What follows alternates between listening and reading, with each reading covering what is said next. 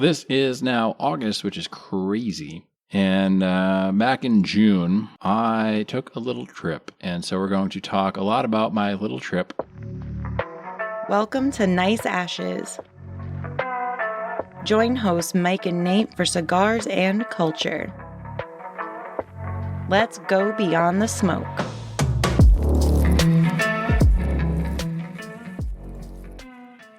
What are we smoking today, Mike? We are smoking a cigar called the Peloto Cubano. It is long.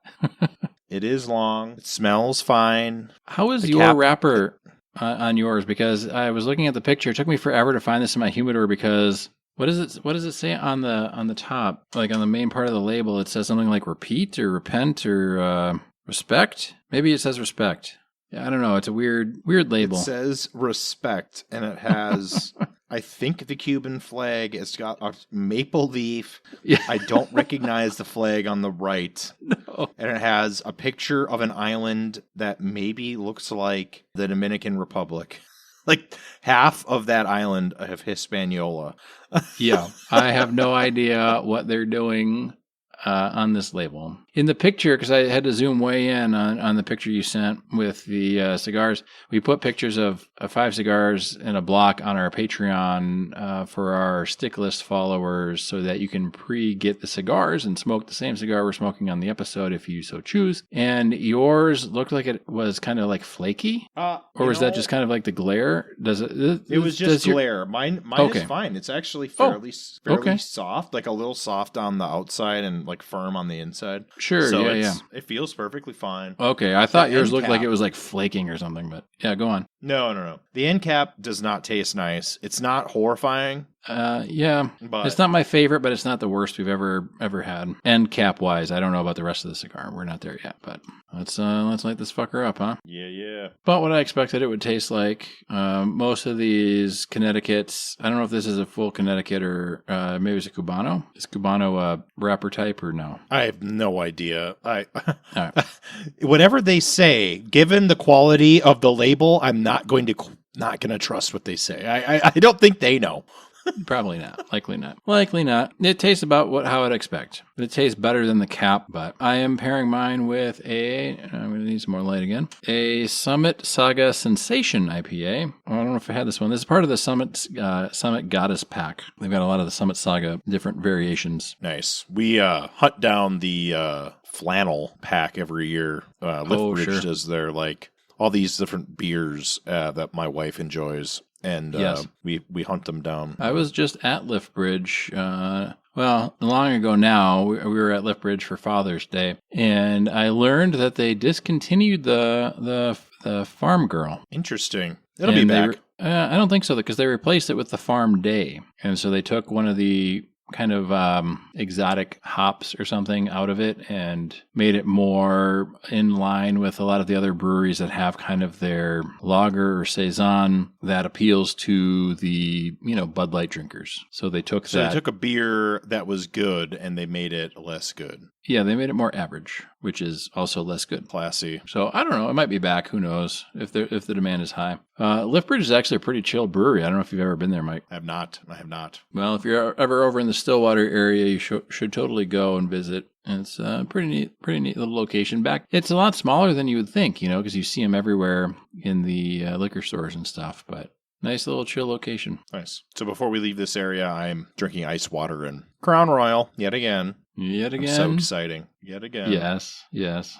Well, I'm the variety and spice, right? There we go. Speaking about spice, the topic of this episode we'll get to in a minute, but this is going to be one of those episodes that we haven't really done a whole lot in our 4th season here. We used to do it a lot more, definitely in season 1 and 2, and we've tried to be a little more focused. And we're not really doing like they call it A/B testing, right? Where you have 2 versions of one thing and send them out and see which one gets the most traction. But we used to do this a lot, and we enjoy doing this. And if you like this or don't like this, leave us a comment or something somewhere on our Facebook, Instagram, Patreon even. I don't think you can contact us through our website by design. Keith, just text us. Just text me. Let me know your thoughts. And it's kind of like what do we call it, Mike? Not really like a rambling episode, but what? Oh, I had a term, yeah. Yeah, I can't remember now. I'll remember. It's not I colloquially call it bullshit episode, but it's more like jibber jabber, Yeah, I had it in my head what it was, and then we started recording, and I'll be damned if I can remember. But this is now August, which is crazy. And back in June, I took a little trip. And so we're going to talk a lot about my little trip and wherever else the conversation takes us. Is that good with you, Mike? It sounds like a plan. Mike knows where I went, and somebody else knows where I went. But I took a little trip to Chicago, the Windy City. And not really for sightseeing, but for one specific purpose. To go and meet in person Simcha, who's been on the show before. And I was thinking, before we started recording, that we should have invited Simcha to come on and also jibber jabber about the visit. But then I remembered we're going to have him on a little bit later, hopefully this season yet, to talk about a different topic that he's very excited about, because I did talk to him about that when we went there. So I drove from Minneapolis to Chicago, which going there was about 6.5 hours, and coming back it was just under 6 hours. I don't know why. Traffic or prevailing westerlies or who knows what. Hell yeah. That's not very far. I've never been to Chicago, so. Never been. It is a fun place sometimes. My wife and I went there, must have been 8 or more years ago now, but we went there for probably a week, and we stayed in a hostel. We were young then and wild, and we pretty much saw almost every single thing. We went and saw the Shed Aquarium. They have a conservatory, or the thing that looks at the stars. Yeah, yep. Sure. And we went and saw that. This was back when Devil in the White City first came out. We were reading and watching documentaries about H.H. Holmes, and we watched a lot of stuff on the 1894 World's Fair that was hosted in Chicago. That was the first ever appearance of a Ferris wheel, and that Ferris wheel was disassembled and brought down to the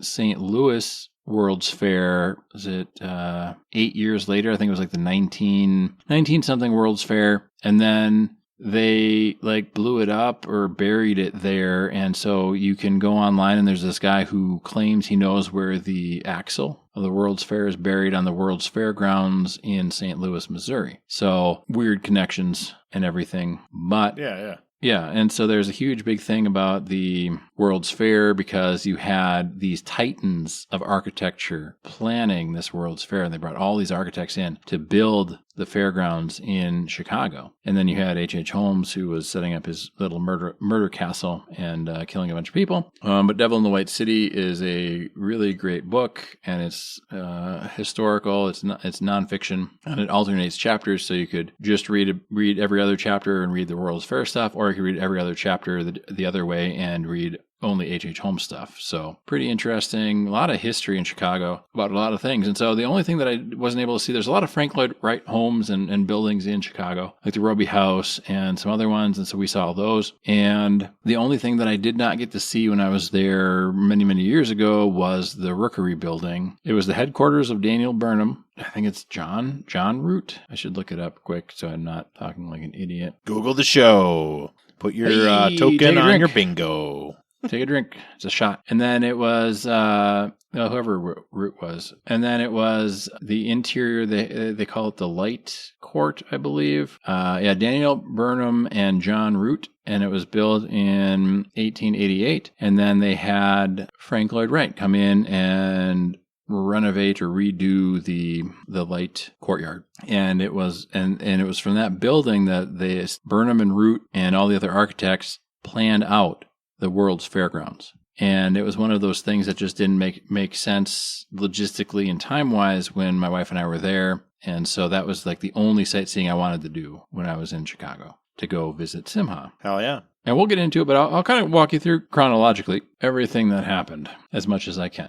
So Simcha and I have been planning this for a long time, actually. Probably almost a full year we were planning this. Maybe 8 months. I don't know. It was close to a full year. And I told him, I said, hey, I want to come and I want to experience, I want like the full Shabbos experience. And he was like, why would you want that? And I was like, well, I've never experienced it. I've never known, a Hasidic Jew before. And I think it would be neat to kind of experience everything. And so he was like, okay. So I left and drove to Chicago on a Thursday. And then, of course, Shabbos starts sundown on Friday and goes till, I don't know, maybe like an hour and a half beyond sundown on Saturday. And then I came back on Sunday. So I was there for a couple of days. And he told me to pick him up from work. So I drove to his work and he wanted me to come into his work and meet his like work buddies. And there was like 2 of them or whatever. And that was fine. I said, oh yeah, that was the thing I got to do, man. We're recording this in June. And Mike, you're right. A vamp episode. That's the one. Hell yeah. I knew I'd think of it.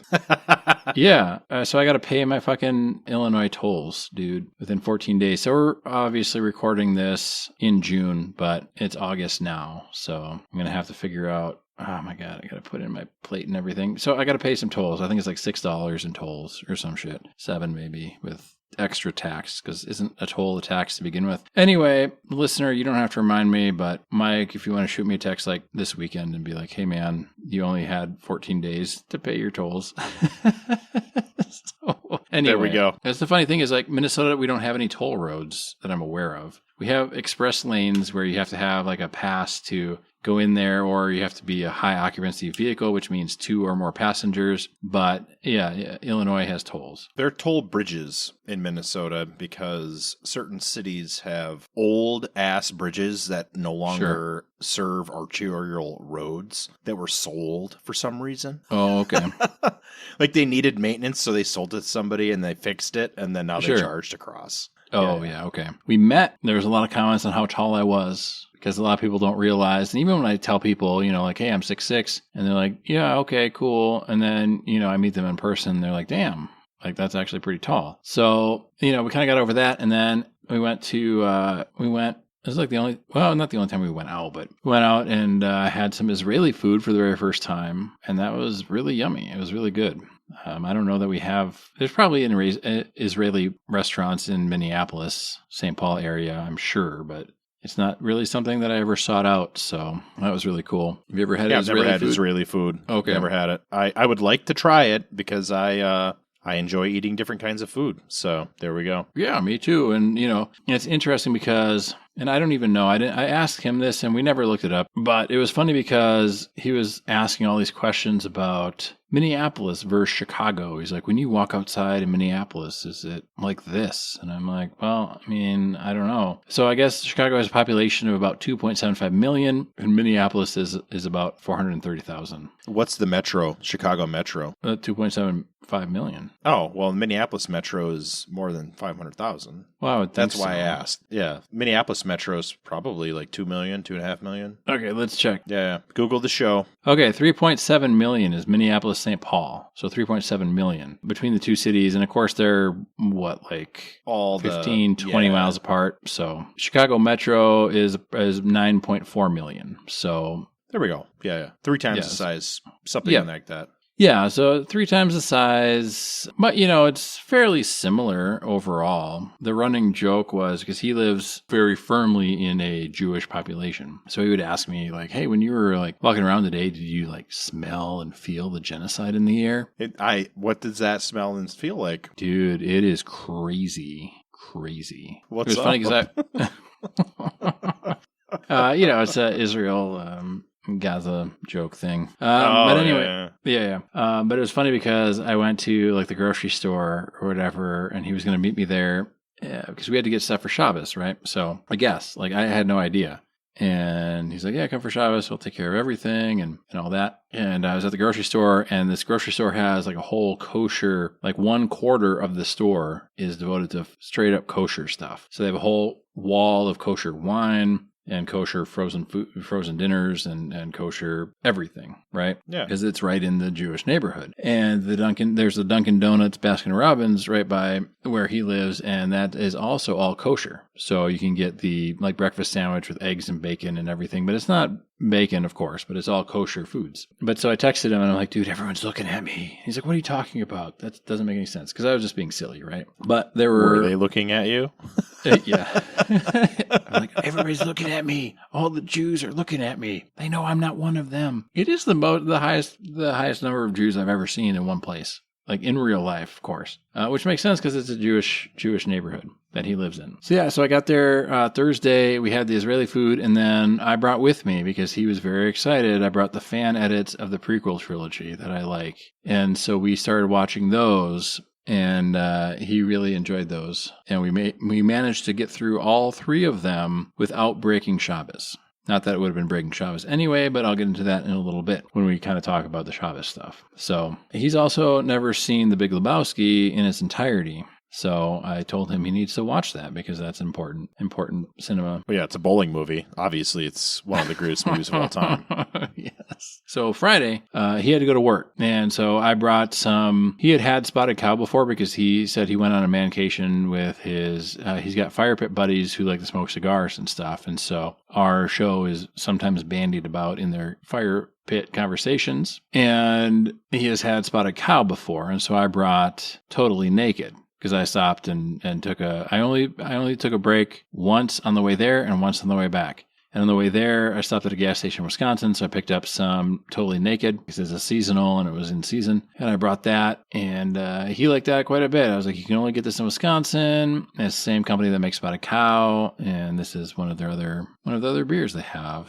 And so we drank a bunch of that and watched some prequel fan edits. And I had to kind of explain what a fan edit was, because he thought it was like a fan-made movie, which it kind of is, but it's not like dressing up your wife to have a naked picnic and Sharks of the Corn in a cornfield. But it's taking stuff that's already shot for the film and then, the film and the deleted scenes and kind of like restructuring it for those listeners that might not be aware. And then Friday, he had to go to work. So then I went and saw the Rookery and did the Rookery tour. And I left early to go down there because I actually had to go because it's fucking downtown Chicago. It was historically the absolute center of Chicago back in, the 1800s. When they built it. And it's got a fascinating history, and it's been all fully restored to its former glory because it fell out of disuse and was like boarded up and stuff for a while. But it's got, the light court is the center of the building, and it's got something like 600 office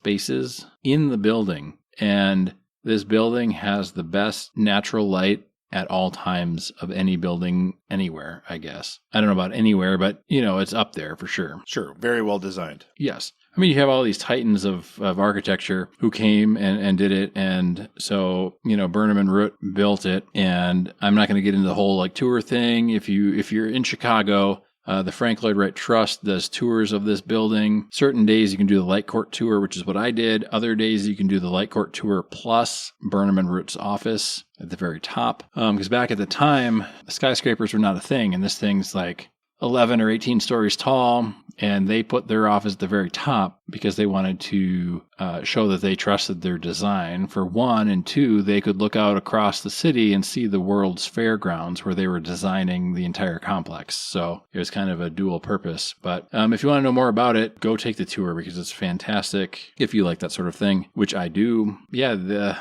one of the guys that like bought the building, who is missing from like the record, they painted everything white, everything, because they like the glass ceiling in the courtyard in the center of the building got cracked, and so they like tarred over it.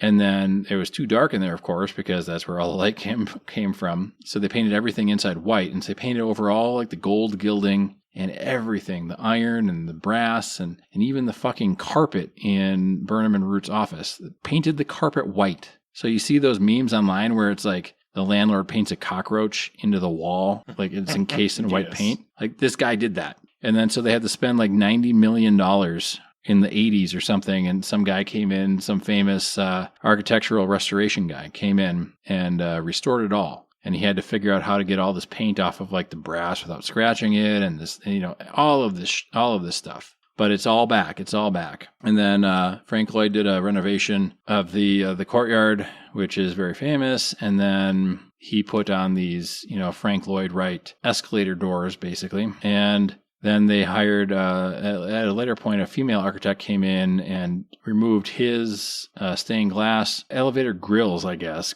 door grills or something. And it's okay because they're still okay. They're in the Chicago Art Museum now, but she put in a brass Art Deco thing that really fits and ties in really nicely. So it's got a very rich architectural history. But I couldn't find street parking, and so I had to park in an underground garage in Chicago. And I've always heard parking in Chicago is expensive. When we went there, we got a super rate for like a week of just parking in an underground lot, and we took public transit. So we didn't really we didn't get the car out ever. We just parked it, and it was like 1 in, 1 out. And so it was cheap for that. I think it was like $70 to park it for a week underground, which was fine. Yeah, that's cheap. Right. And so I parked in this underground lot, and I'm like, okay, I'm used to parking in ramps and shit in Minneapolis. So I'm like, $10, $15, $20 max. And I go to pay my ticket before I leave, and it's $39.87. And I'm like, I was here for an hour and a half. How in the fuck is this a $40 parking ticket? And the ramp was mostly empty.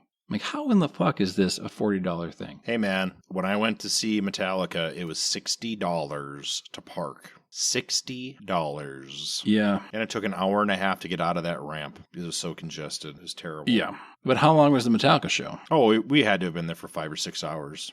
So we got our money's worth, I guess. I was there for like an hour and 15 minutes. Like walking to the thing. It was a 45-minute tour and walking back or whatever. So it's like $40 for an hour. That is crazy. That is crazy. So I was not super thrilled about that. I was pretty upset about that for the remainder of the day. And as you can tell, still now a little bit. But yeah, so then he was at work, and then he came, and then that's when we met up because it was free street parking by his apartment, so that was great. So I got a real good spot, and then I walked and met him at the grocery store for Shabbos, and we're going to do this Shabbos thing now, right? And there's rules that he can and can't do when it's fully Shabbos, which I learned about. Basically, we had to meet at the store because we had to get the Shabbos wine, and then I had mentioned that I like whiskey because I do, and he was like, "Well, we should get some whiskey too then." So we got a bottle of whiskey, and then we got a bottle of kosher Shabbos wine, and did we get something else? I don't know, but he had some kosher food delivered for Shabbos, and so what he normally does is he can't initiate fire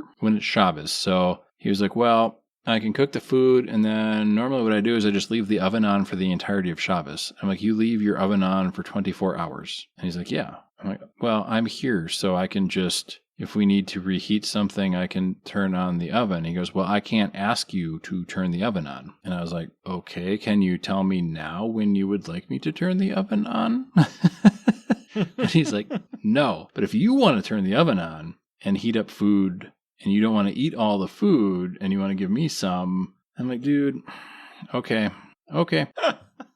Right? And so he can't turn lights on or off because that's, according to Jewish law, turning on a light is initiating fire somehow. And he said, well, it's really not technically, right? But that's what Jewish law says, so that's what we do. And he can't look at his phone or check his phone and things like that. And he can't, it gets, I think it's even to the point where, like, you can't ask somebody to do something for you if you're Jewish on Shabbos. So you couldn't necessarily ask somebody to tell you what time it was because that'd be doing something for you. But if he phrased it like, if you wanted to announce the time out loud, you could totally do that right now. And so I remember we were walking and he was telling me all this stuff. And I'm like, dude, like, I'm not trying to like naysay any of this stuff, man. Because he was like, yeah, it's all about, like figuring out how to get around some of these things. And I'm like, I'm not trying to naysay and whatnot, but as an atheist, if it's all about trying to find ways to get around the rules, then why have the rules? And it's like, it's good for them. And I don't mean that sarcastically. You know what I mean? Because why? So they have this Jewish neighborhood, right? Yeah. In my house, I have a clock that announces the time with the dings, like the old school clock towers. Sure, right? Yeah. I grew up in a town where they had a clock tower that would announce the time as well. Oh, yeah. So what do they set up like a clock tower? You know what I mean? Like, are you not allowed to wear a wristwatch? Do you have to cover up the clocks on your wall? No, I have clocks on my wall, so I don't need to ask anybody anything. No, really. You don't really have to. And the whole funny thing was when he was at work on Friday, and after I came back from my exorbitant parking fees, I noticed like his wall clock didn't have a battery or wasn't running, and his oven clock wasn't set. So I set the oven clock, and I had a spare battery on me for like my mouse because I keep 2 batteries usually when I travel. And I put 1 battery in his clock and set his clock. And then he came back and he was like, "Oh, you did all that?" And I'm like, "Yeah." He's like, "Oh, you'd make like a great wife." And I'm like, "Well, yeah, people tell me that all the time, and I look really good in a sundress." So hold on. Checking the time is not against Shabbos. No, because it's already running. You're not asking at a time. You couldn't say, "Alexa, what's the time?" because you can't ask something of somebody else for you, right? But you could look at the wall clock for yourself, but he just didn't set it, right? Well, I'm also 6'6", so I can reach it up on the top of the wall or whatever too. But just like your big clock, I set your fucking big clock too, and you never said I was wife material, Mike. I'm gonna go live with Simcha. Anyway, but it's kind of like those interesting like intricacies. And I don't know if I mentioned this on the show. Maybe I did, but I talked to him once about, a lot of Leviticus is seemingly very specific things that Jews should follow. Like don't lay with a woman on her period, and, don't eat whatever. I don't know if it's the cloven hoof or the uncloven hoof, whatever, something like that. And he goes, "We don't do it because we're told not to do it, but we do it because God doesn't want us to do it. Or we don't do it because it's like not safe anymore. Like now it's safe to do that stuff, right? But sure. They do it because God asked them not to do it, and they're going to honor that," which makes sense in a sense. Again, I'm an atheist, but if somebody you respect asks you not to do something, then it makes sense not to do it, right? Yeah, it makes sense. Given context. Yeah. So the other thing he told me was like, "Hey, I can't watch like a movie on Shabbos, but you're not Jewish. So if you happen to watch a movie and it happened to be on this TV out in the main area where I will be most of Shabbos, then I could watch it too because you put it on for you." And I was like, "Yeah, but I'd really be putting it on for you." And he was like, "Yeah, and if you did put it on, it'd be best not to have it too loud because he lives in an apartment full of Jews. So then like the next day would be, were you watching a movie on Shabbos and everything?" So that's what I meant at the top of the episode when I was like, we managed to finish all of them without breaking Shabbos because I didn't play any movies for him or for me on Shabbos. There we go. But I did edit some of one of our episodes on Shabbos and did a lot of reading.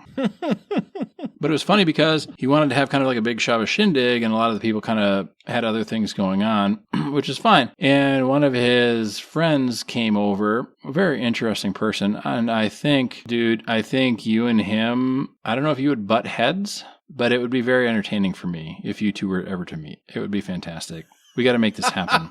So this guy's name is Thomas. Thomas, if you're listening, welcome to the show. But he came over and stayed the entire Shabbos with us. He also stepped on my glasses case and broke my glasses case. Luckily, my glasses were on my face, so he did not break my glasses. But anyway, he doesn't really have social boundaries, I guess, would be the best and most polite way to put it. Very interesting guy. He seems very nice. And he came over. He's got a job doing some sort of driving thing, so he doesn't drink or smoke weed or anything like that. So he came over, and I was informed before he arrived that he is a incoming convert to Judaism. So he's got the full get up, the accoutrements. I don't know. He's got, he's got the hat, he's got the yarmulke or whatever and all this stuff. But because he's not fully converted yet, he does not have to obey Shabbos, but he still comes to participate in Shabbos. But he can look at his phone and turn lights on and off and do all the things, even though he's, coming over to Judaism. And so I was kind of like, well, man, if I was having a convert come in, I would make them observe the Shabbos because that's kind of the big thing, right? Like if you can handle, as an incoming convert, you're not fully converted yet, if you can handle Shabbos without looking at your phone and doing all the stuff, then it's probably a fit for you. But if you're coming in and you've declared your intentions more or less, right? Then you should try to be following everything as closely as possible, in my opinion. But, I'm not a rebbe or anything, so. It's easy to say things like that as an outsider. Well, for sure, yeah. I mean, I don't know all the inner politics. Right, exactly. Like, it's very easy to think that's ridiculous on its face, but yes, we're not in that. No, we're not in that cultural space. So none of the fully converted Jews had a problem with it. So it's not a problem. It just, as an outsider, that's an observation, right? I mean, I'm not trying to be negative about anything. It was very, very nice for both of them to allow me to be there for Shabbos as an atheist, absolutely. as an outsider, yeah, right? Absolutely. So nothing negative intended by that. The interesting thing and why I think you and he would have some very interesting and maybe heated conversations was there's two things that really stuck out to me. But one is he does not believe in free will at all. Oh. Where do you fall on the free will spectrum, Mike? Free will? I mean, there's interesting arguments about predeterminism, not from a religious perspective, but from like an economic, societal perspective. And it definitely limits opportunities, but it's like an undeniable fact that you make choices every day. And if you're consciously making choices, then it's very difficult to argue that you can't exercise free will. Like, you can cash all your money out, abandon your family, get on a bus, and go to someplace else. Like, you can do that. That is within the realm of possibility. Yeah, they even have a service in Japan that will do that for you. You pay them enough money and they make you disappear, basically. That's awesome. Yeah, right? You know what I mean? Like, well, yeah, I understand what you mean. Yeah. If you have a job that you have the authority to make decisions, you're making decisions all day long. And you're going to hit situations where it could go either way, So yeah. Well, his point is you don't even in those situations where it appears that you have a choice, that there is no free will. Well, yeah, there's the indefinable plan that the religious people say, but then it's like that brings up the question of evil and and that's one of the many reasons that I kind of realized I was an atheist, because God in the Bible, King James, whatever, and which is maybe not the best version of the Bible, but that's not the point of the episode, is that God gave mankind, humankind, free will. So if that is true and humans have free will, then praying to God to change things that are based off of humans' free will won't work, because if God interferes, then humans no longer have free will. So how do you reconcile that? And we talked about this a little bit on Shabbos, and Simcha's answer was that in their faith and religion, they believe that God can create a rock too heavy for God to pick up, but that God can also make himself strong enough to pick that rock up. So that's what their faith believes, but that's not necessarily what Christians believe, or Lutherans, which is what I grew up as, believe. They believe that you have free will, but that if you make bad free will decisions, that you can then petition or pray to God to reverse those free will decisions or the consequences therein. So that was one interesting thing where he didn't believe that anyone had free will. I don't know how you could reconcile that, but that's what he believes. The other thing that came up, which was interesting, was I was telling them that there is I don't know if it's Kentucky, there's a person or group that built what they believe to be a scale replica of Noah's Ark. I've heard of this. Yes, and my mom and her husband went there and saw it. And we were looking up the cubits and what that translates to in feet and all of that stuff. And it's like, I don't know, a football field and a half long or something. And so, of course, I said, the classic, atheist line, oh, yeah, football field is more than enough to have, every species on the face of the planet on there, two of each. And so I looked it up, and it's like, if you did that, every animal would have about 2 millimeters or 2 centimeters of free space to move about on the boat with the biblical measurements. And so Thomas was like, well, I believe that Noah's flood was a localized flood. It wasn't a worldwide flood in the sense that, the Christians believe it to be. And I was like, well, I guess that's interesting. And it would probably depend on the translation of the texts that you're reading and whatnot. But it certainly seemed, at least in growing up in my religion, or my family's religion, that it was a worldwide flood.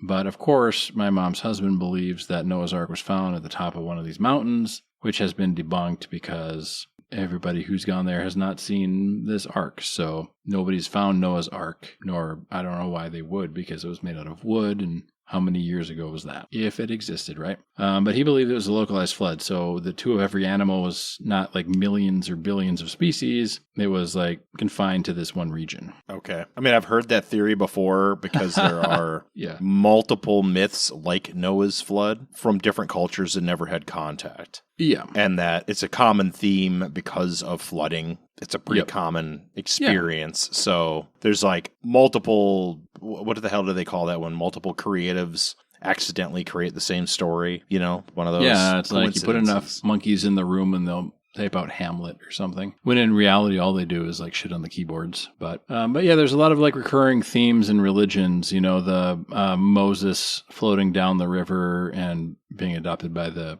king or whatever, right? Like that's in a lot of different religions. Not just in that area, but there's some South American ones too, like that. So it's, I don't know if you would just call it like human nature, but the interesting thing is the Jewish people have the Old Testament, but they disregard all of the New Testament. Well, of course. Yeah, I mean, of course. And they've got the Torah and all these other religious works and law books and things like that. And I think within their community, they do their due diligence of getting input on most modern things, right? Like we walked by this really, really nice house and I was like, wow, like this is a big lot. The house is really nice.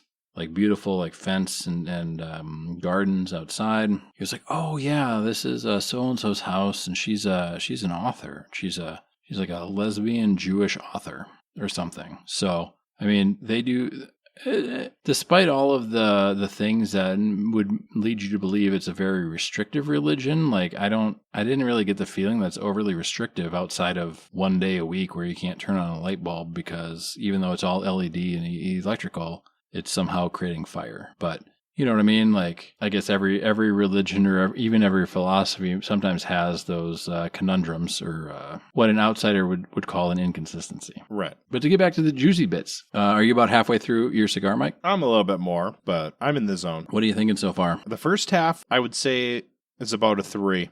However, I'm a little bit past half, and it is rapidly declining in quality. Yes. Yeah. It's not getting good.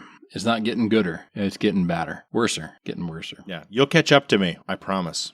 Yeah, I'm about halfway through, and I was okay with the first bit, and right about the halfway point is the first, not fully entirely sour, but not entirely mediocre puff. It was less than medium, so it's definitely getting there. So yeah, we made all the food before sundown, right? I think it was like 8:30. So they do they'll do a candle lighting because they can light a candle, and then shortly after that, I think the candle lighting was like 8:10 or 8:15ish, somewhere in there. I don't know the exact times, so I'm not trying to get anyone in trouble. Everybody did the things at the right times. I just don't remember. And then like 8:30ish, about right, was the official start of Shabbos. And we did, he had Jewish braided bread, and they don't eat the butts of this bread. So like he ripped off the butt and put it aside. And Thomas went to grab the butt, and he was like, no, we don't eat that part. And then they had the kosher sea salt, and they took the bread. And, well, we all did. Like, they let me partake too, which is very, very nice, very cool. Smush the bread into the salt, right, and then eat the bread. But I think it's got like 12 braids or something like that. Like, it's a significant thing. It's not like you get a loaf of Sara Lee or something like that, or Village Hearth or whatever it is. And then we did the wine, and we had the whiskey. So, but we started with the wine, and they do, I don't know if it's, I guess like you and I would call it a toast. I don't know that that's what it necessarily was. More religious than a toast, but basically like wishing well-being and good things, and then, l'chaim, and you drink it. So we did some wine, and Thomas didn't because he's got a commercial class license or something like that. So he doesn't want to take any risks, which is fine. And so we did about, Simcha and I did about half the bottle of wine, maybe a little more. And then we just polished off that whole bottle of whiskey, man. We just did. It was funny because like we were sitting there talking and stuff and talking about a lot of different things. And I think at that point, Thomas had already gone to bed, and we were just out and talking and drinking whiskey. And then all of a sudden, like, he passed out. And I was like, well, I guess, we're done with that conversation. And so I took a picture. Did I send it to you, Mike? You sent me a picture, I think, of the three of you sitting at the dining table. Oh, okay. I'm going to send you this picture, and I'll probably put it on the podcast. I'll put it somewhere, too. But I sent it to him, and then I told him I sent him a picture. But then he was like, well, show me. And I'm like, you can't tell me what to do. I can't do something for you, man. And so he was like super antsy to see this picture. But it's him passed out, and I brought 2 hats that say Juicy, Jewcy, bucket hats. And so I put on one of those hats and took a picture with him passed out in the background. I just sent it to you, Mike. And I sent him winner of Shabbos. That's perfectly appropriate. He's just sleeping.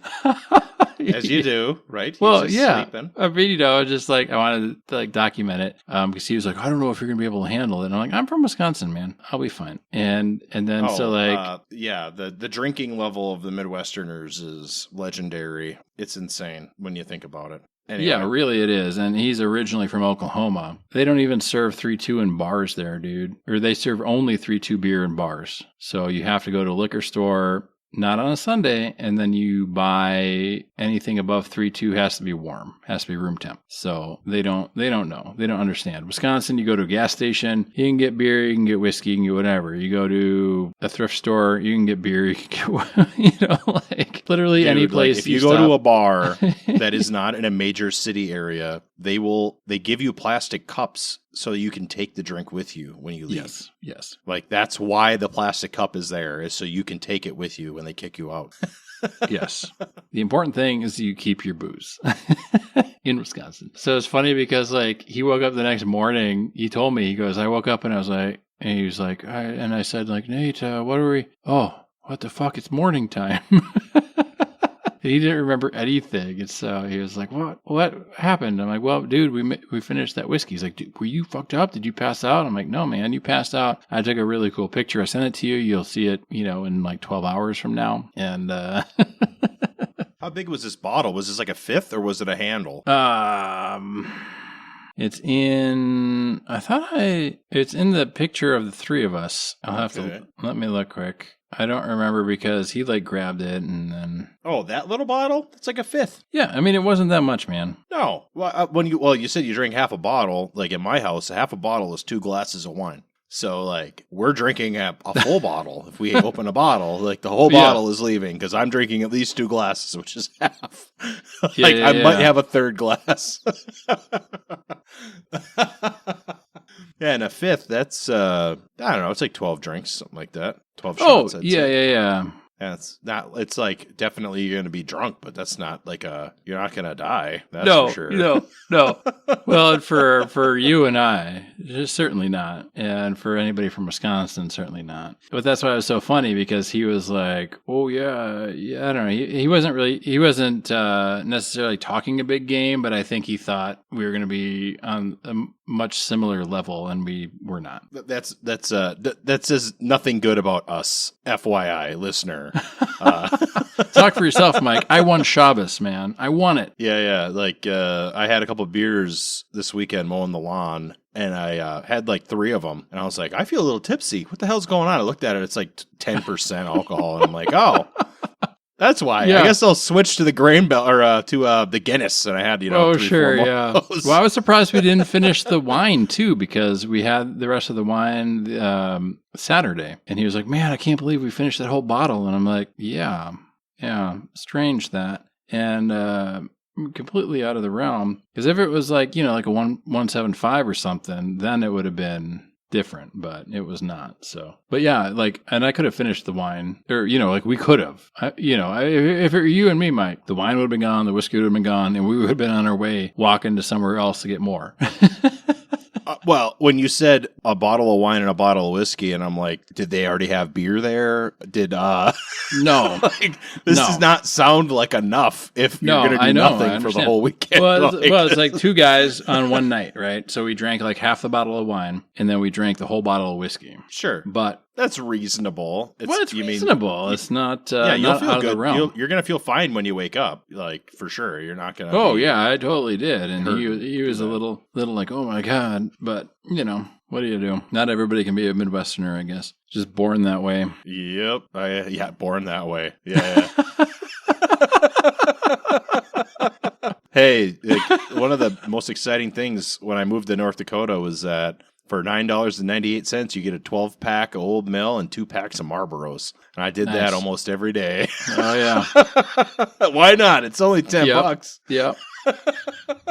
Yeah. So, Thursday night after we had watched one of the fan edits, and then he was like, "Oh man." And so he's got a buddy that works at the kosher Dunkin'. We walked down there and they got a $6 you get like tater tots or the potato crowns, right? And you get a sandwich of your choice, and then you get a drink, like a coffee, hot or cold. And then they also have the Baskin Robbins, which is kosher, so you can get like a cone ice cream and stuff like that. So we went and we got all that stuff Thursday night, and then we got it Saturday night too, after Shabbos was over. Because I guess you can't spend money on Shabbos and stuff. I'm sure the auto bill pays are fine, but I don't think you can go and actually buy things on Shabbos. Sure. But that was good, and his buddy totally hooked us up. It was a phenomenal amount of food that we got. For the first night, he charged us $9 for all this stuff, and then the second time we were there, he charged $10, only because other people were in there as well. So it was okay, that's pretty good,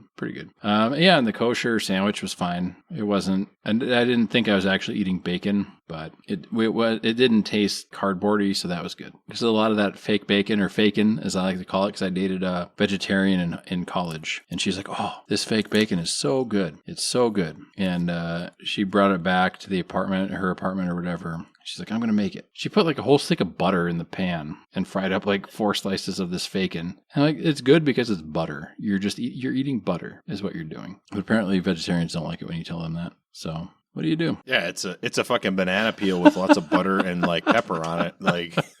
Yeah. Yeah. So, but this was better than that. So that's all I'm trying to say. Nice. Yeah. And then, so this is the biggest disappointment of the whole thing is, Thomas didn't convince me that, free will doesn't exist. No, I'm kidding. The biggest disappointment was that on Saturday night, there was rumors of being another bonfire cigar night. And I was pretty excited because, in this, there's one of the guys that's super, well, I was going to say nerdy, but I think passionate maybe about cigars is better. Because Simcha was telling me that this guy that hosts the bonfires and stuff is what kind of cigar would you like? Do you want this flavor, that flavor, this feel, that feel, whatever, goes through the whole lineup or whatever. But it was under a heat advisory. We were under a heat advisory. And so the host of the bonfire was like, "Yeah, we're not doing it." So I was like, fuck. So I was like, yeah, I'd love to sit around a bonfire and fucking smoke cigars and drink and shoot the shit, Oh, for sure. But alas, it was not to be. But I do have a good cigar story about Chicago. Tell it. Well, obviously. That's why we're here, right? It's a cigar podcast. I got a cigar story. I'm going to tell it. But now a word from our sponsors. No, I'm just kidding. I'm teasing. So a year ago or 2 years ago even, I don't know, when we first started kind of interacting with Simcha. Well, I started interacting with him before we had him on the show. But the point is that once he found out that we did cigars, I think it was after the first time we had him on the show, he told me that there's a cigar at a liquor/cigar store. That he's like, it's really good and it's super cheap. And it's called Level. And I went, and it's called Binny's. The place is called Binny's, BINNY''S. They have a whole bunch of booze, and then they've got a walk-in humidor. And you can order online from them, but they will not ship across state lines. So I was going to order us all these Level cigars because they're $3 for a stick. And I don't know who makes them. We might have to do some research, or maybe I'll have to call them again before we smoke it on the show. But I got us a couple Levels to smoke on the show, and then the humidor guy recommended one other one, but he wasn't really the humidor guy. He was the wine guy, but he was in the humidor. So I walked into this humidor, and I was like, "Hey, I'm looking for these Level cigars," and I looked everywhere in this walk-in humidor. I'm looking and looking because I didn't want to bother anybody. I didn't really want to talk to anybody, honestly. But I was looking and looking and looking, and I'm okay. So they've got their own Binny's cigars where they put their sticker on them, right? And it's Binny's cigars. I don't know if they I don't know if it's like a contract brewer for a microbrewer, right? I'm a little brew company. Here's the recipe. You guys brew it, whatever. But they had some Benny cigars. I'm like, these aren't them. And so I had to search through my WhatsApp messages. And it was like 2 years ago. And he's like, yeah, you got to try these like level cigar or whatever. It's really good. And so I asked the guy in there, I'm like, hey man, do you got the cigar level? It's like a white label thing. Because I found pictures on their website and stuff. And he's like, I don't know. I'm the wine guy. And I'm just like covering the humidor till the humidor guy gets in. And I'm like, oh, okay. And so he's like, oh, I'll help you look. Because I was like the only one in there and him. And so we're looking, and none of us can find him. We can't find him. And we're like, what the fuck? And then the humidor guy comes in finally. And he's like, oh, hey, man, we're looking for like this level cigar and stuff. And he's like, oh, yeah, we got those. And like, it takes him like 5 minutes. He's like, oh, here they are. Because they were all in this like acrylic or like plastic pull-out thing. You know, it was like separated into 4 or 5 divisions. But the only thing you could see from the outside was like the end you light, like the butts, right? Or the foot or whatever it is. Sure. And so I'm like, man, I spent like 20 minutes of like this other guy's time and this guy's time looking for a fucking $3 cigar.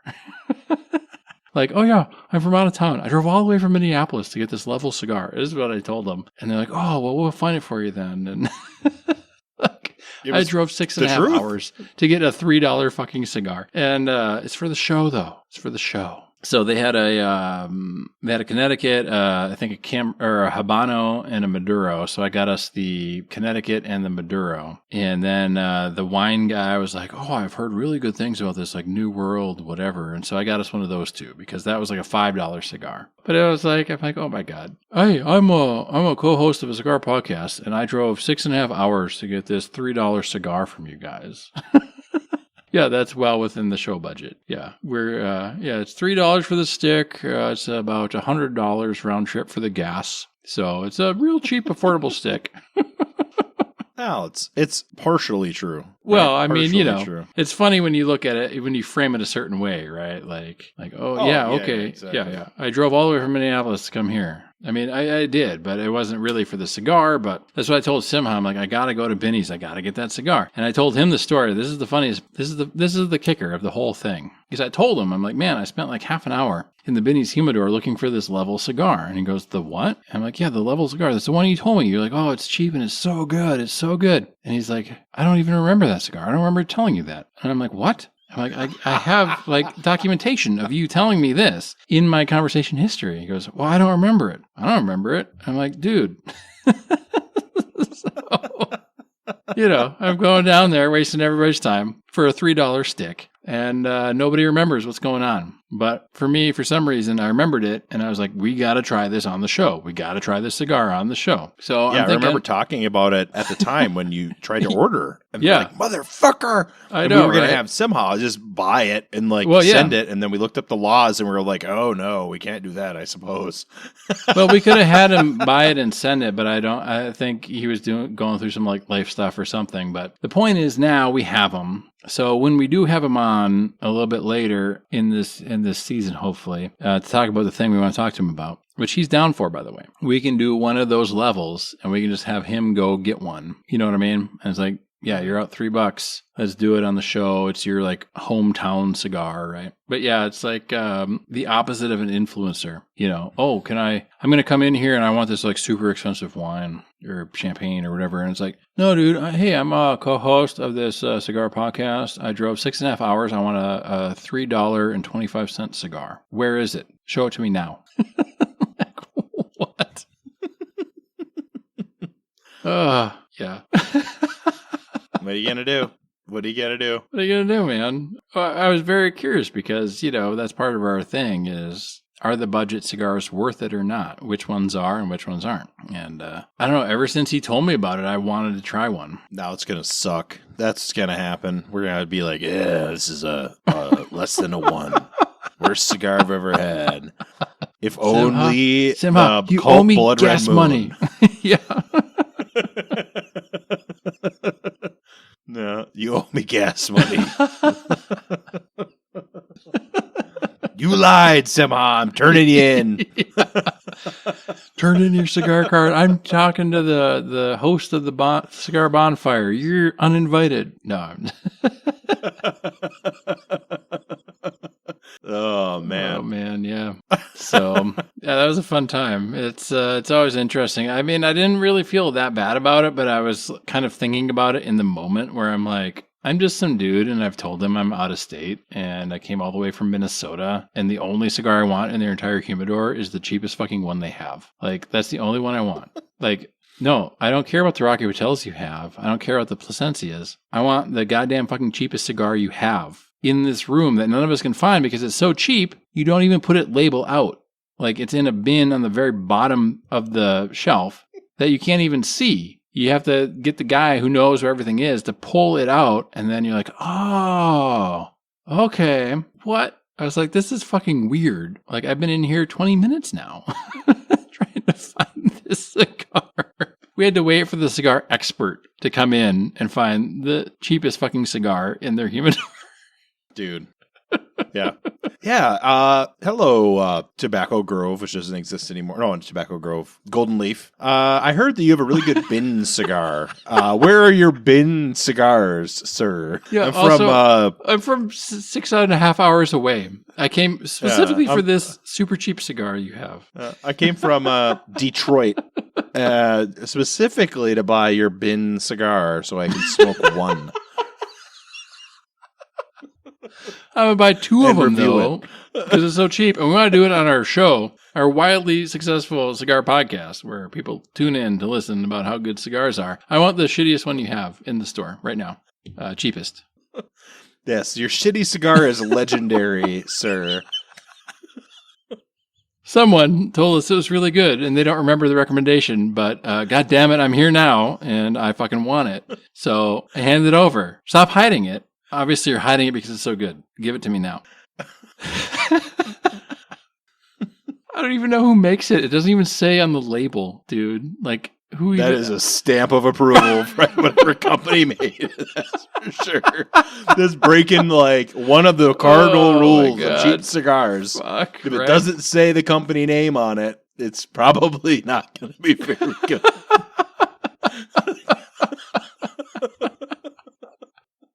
Well, who knows, man? Who knows? Yeah, you want to see that by Drew Estates, Rocky Patel, whoever, you know.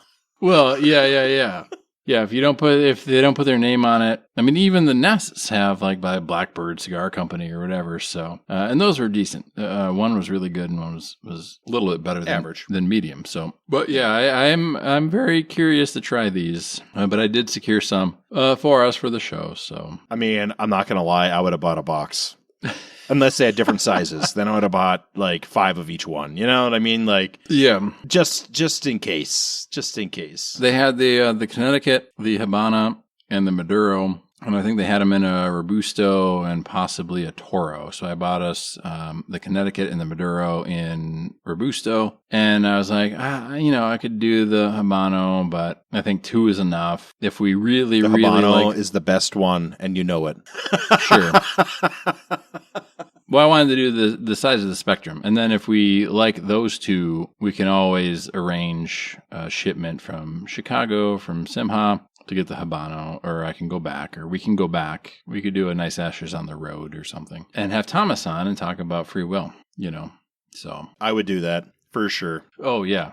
So, yeah, I didn't feel like we needed all 3 of them necessarily. I mean, it's the same with the Tatianas, right? We've got all of the Tatianas, but we smoked, 3 or 4 of them. And then we're like, hey, we're kind of sprinkling them now throughout the rest. We've got a decent feel of what they are and what they're like, so we don't have to do all of them in a row. And I kind of felt the same with the levels, so we can do the both sides of the spectrum, and then if we like those, we'll go back and get the Habano. We'll tell that humidor guy what's up. That don't hide these. Put these out for the populace. Don't raise the price, though. Just, I'm going to buy all your stock, and then you can raise the price. Yeah. I need to fill my humidor, my friend's humidor, and my other friend's humidor, and then raise the price. Who knows? Could be a diamond in the rough. You never know. I'm hoping so, but yeah, I'm hoping so too. Good times. But the interesting thing is, there was quite a bit of discussion between Simcha and I about a wide range of topics, but one of them was whiskey. He's like, well, what kind of whiskey do you want? And I was looking at all the whiskeys they had there, and what I really wanted was the Whistler, man. That's what I really wanted. Yes. And Yes. I couldn't find it. I couldn't find it there at any of the places I was at that had booze. And I was pretty upset about that. It made me sad.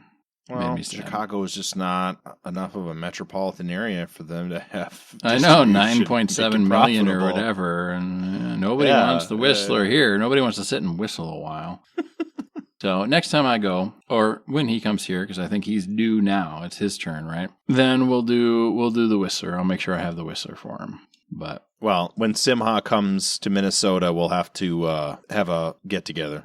Well, that's what I told him. I said, you come to Minnesota. He was even thinking about, because he has to move apartments now for some reason. And he was like, well, what's Minnesota like? And I'm like, well, it's like here, and but there is a little bit of difference between, when you walk outside in Chicago and kind of like breathe, it smells a little different. Not necessarily in a bad way, but it smells different than Minneapolis for sure. Of course, depending on if you're downtown on Piss Street or Weed Street, but it's a little different. And it didn't help that we were under like a severe heat advisory the whole time I was there, but he was like, oh, I know where the Jewish communities are in Minneapolis, so I could just move there. And I'm like, yeah, man, do it. And we'll get Mike down and we'll all hang out. And he's like, oh, yeah, that sounds great. So definitely a thing that could be done for sure. But, if he visits, we'll all hang out, of course. He can camp in my yard for free. Hell yeah. I just want to camp in your Guinness room, dude. Ow. My Guinness room is getting less Guinness. I only have 3 cases of it right now. So I'm going to have to take it easy until the next time Costco gets it. You know what you should do? I don't know why you haven't done this, is you need to get yourself a little like kegerator or something. And you just get a half keg of Guinness or whatever. That's not a bad idea. I don't know if I'd drink it fast enough, to be honest. Well, only fill it when I'm coming, dude. Well, yeah, that's true. I mean, if you get a half a keg, you can pretty easily, 3 guys can drink a keg in a weekend. Half a keg, at least. Oh, yeah. Well, if you're from the Midwest, if you're from Oklahoma, no. But sorry, Simcha. Well, 8 gallons of beer between 3-4 guys. I mean, you can easily drink 2 gallons in a day without any ill effect, really. Well, Guinness, I mean, what's the ABV on that? Like 4%. Yeah, it's not high. Not crazy. So no. Definitely do it. I think the Founders All Day IPA is like 5.2% or something like that. So that's what they bill is like if you're drinking all day, you could just drink that all day. So a 4 is no big deal. No, not at all. It's not 10. That's for sure.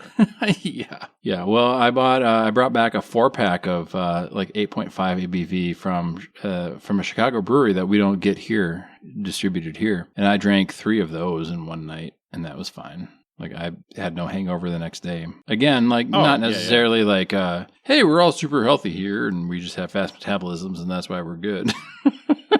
No, we're all alcoholics here, but, whatever. What do you do? So, yeah, and it was funny because, I told Simcha the next day, he was like, oh, we didn't drink all the wine, but we drink all the whiskey. And I'm like, man, I don't drink wine a lot, but when I do, it's like I get a bottle and I get a bottle for my wife, and then both bottles are gone. And then we go to bed and we wake up and we're fine. Like, it's not a big deal.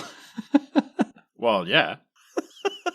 Again, not necessarily like in a boastful way, because I understand the implications and all of that stuff. But, man, some of these states be raising pussies is what I'm saying. Oh, Jesus. I think I've told the story before.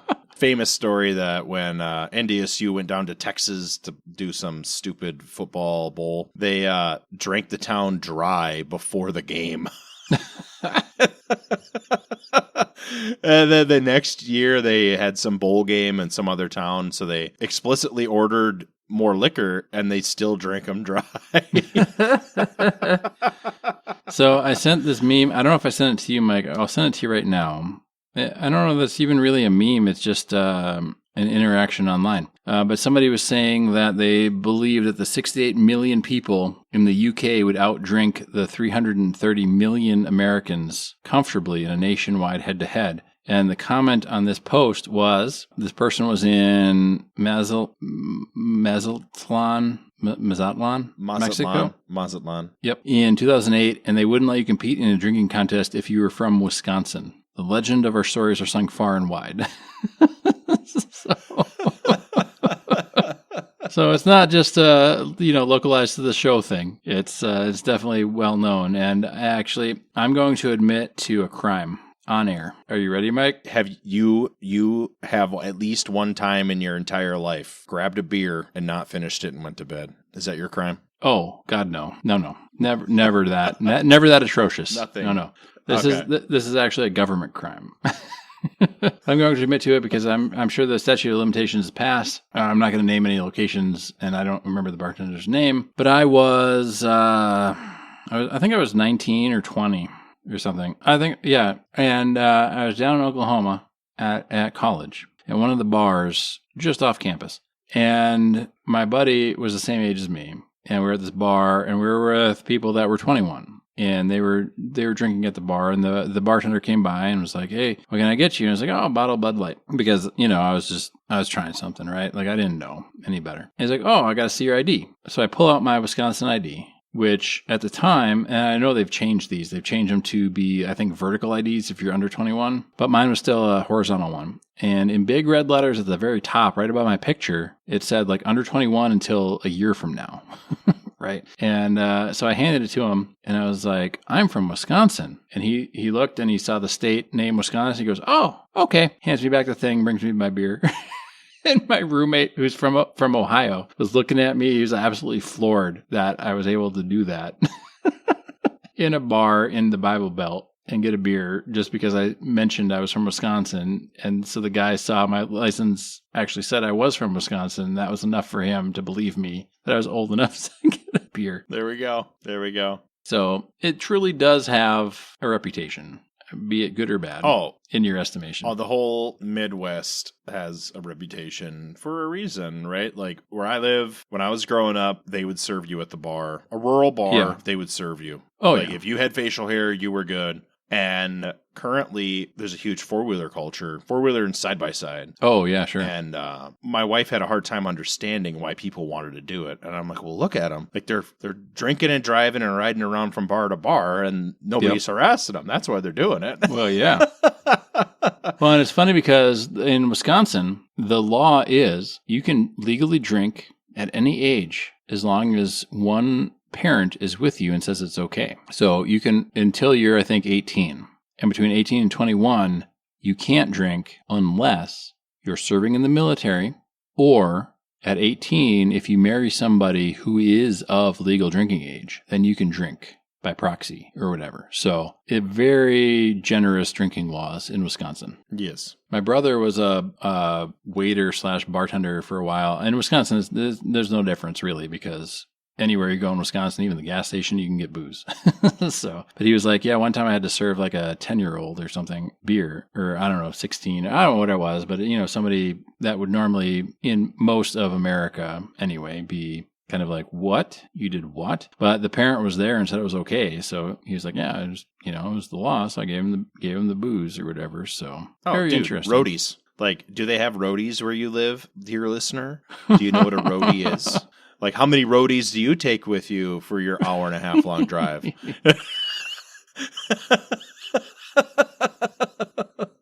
Anyway, I'm done with my cigar, Nate. I don't know if you are. Yeah, I got maybe like an inch and a half left. That's when mine went out and I didn't relight it. Oh, sure. Yeah, I just kind of topped her off with the old flames. I don't know. Yeah, I don't know. The first half was really good. You gave it a, 1.75? I gave it a 2. It's all right. I rated it a 1.75 because the first half was a 3 for sure. Yeah. But it radically declined. Yeah. And I know that if I would have smoked it to the end, because I still had an inch and a half, maybe inch and 3/4 left. Sure. It would have continued to get worse. It's just that 2 inches past the middle.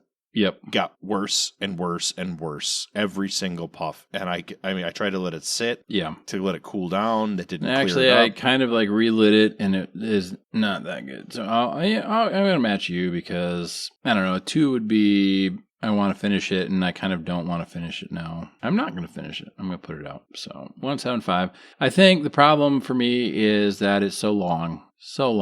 And, yeah, it wasn't good all the way through. If it would have stayed the same as the first half, it would have easily been 3, maybe more, but Not that good. I guess the moral of the story is I met an internet friend and I came back with both kidneys. So sometimes it's worth the risk to go meet somebody. Face to face is infinitely better than online. And it was very nice meeting Simcha in person. And I want to thank him again for including me in the Shabbos. And I got to walk with him to his shul and watch some of their, I don't know if ritual maybe is the right word, but got to see some of that. So that was very interesting. And I was very glad to see it and be part of it. And it was a fun time. It was a fun weekend. So hopefully the drive will be worth it when we do smoke the level cigars. And if not, that's okay too, because the drive was still worth it. So before we go, I have a question. One last question. Oh, okay. How did the Shabbos T-shirt, a la John Goodman, go over? Oh, he was so excited because I didn't break it out on Friday because I was like, I could do it Friday, but Shabbos doesn't start till like 8:30, and then I kind of blew my load early. So I put it on Saturday morning. And I walked out and he's like, holy fuck, that's awesome. So he was very excited about it. And he hasn't seen the whole movie. So we talked a little bit about the movie. And of course, he couldn't watch it on Shabbos. But he added it to his, the top of his to watch list. And I told him a bit about the movie, of course, and everything. And I told him about, because we have a whole episode on it, the dude cigar and the Big Lebowski. So he's going to watch that, but he was very excited. And he was like, well, very interesting to have, because Shabbos is specific to a certain subgroup of Jews, and I believe the majority of Jews call it Shabbat. So he was very excited that it matched his pronunciation of the day, I guess. Oh, and I might be misunderstanding slightly, but that was my take from it, where he's like, that's awesome that it would be, like blah, blah, blah, blah, blah, this, sect or group of Judaism that would make it into this movie. So he was excited, and shirt was great. The shirt and hats were made by Jordan, GTM Designs. And if you need anything printed or made, Jordan is ready and able to take your orders. I got one of those shirts for Mike and one of the shirts for me, and then I got 2 juicy hats, one for Simcha and one for me. I was planning on giving the other juicy hat to one of the bonfire gentlemen, but that never materialized. So I still am in possession of it, and it will probably make another appearance at some point in the future. Nice. Yes. So, yeah, good times. Good times. Thanks again, Simcha and Thomas, for interesting free will theories. And, probably don't try this cigar, the Piloto Cubano, and instead go for a nest in terms of most recent cigars we've smoked on the show. But otherwise, thanks for listening, and we will catch you next week for not a vamp episode. But hopefully you enjoyed this one. If you did or didn't, let us know. If you liked it, we'll definitely take that into consideration. And if you didn't, we'll probably ignore it, honestly. But otherwise, thank you. Be safe, have fun.